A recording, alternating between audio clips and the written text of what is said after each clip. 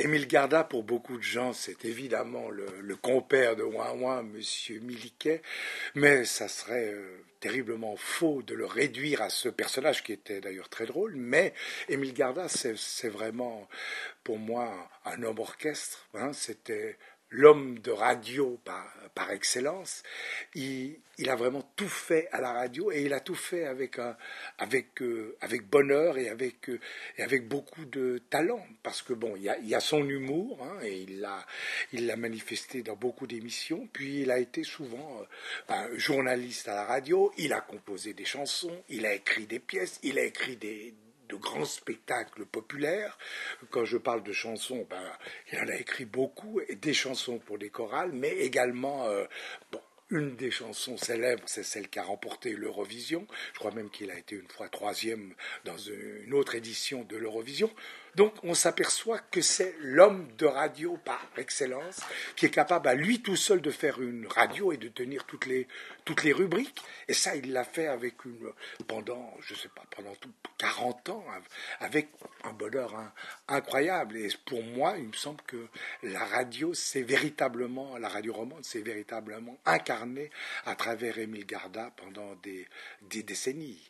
Et c'est clair que quand il a quitté la radio, à mon avis, il y a un vide qui s'est installé parce qu'il manquait une personnalité de cette envergure. Professionnellement, j'ai admiré le personnage, j'ai beaucoup aimé l'homme qu'il était, qui était un homme extrêmement chaleureux et sympathique. Et puis, j'ai pas beaucoup travaillé avec lui personnellement, si ce n'est dans l'émission 5 sur 5.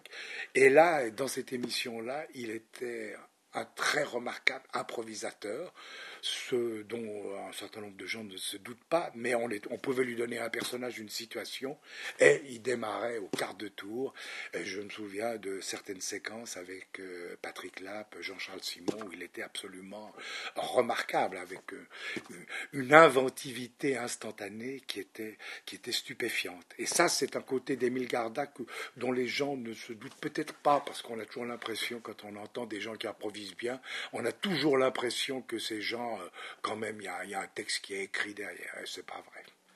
Il va me manquer surtout une image, mais qu'une image un peu ancrée dans le passé. Je ne l'ai pas revu depuis très longtemps.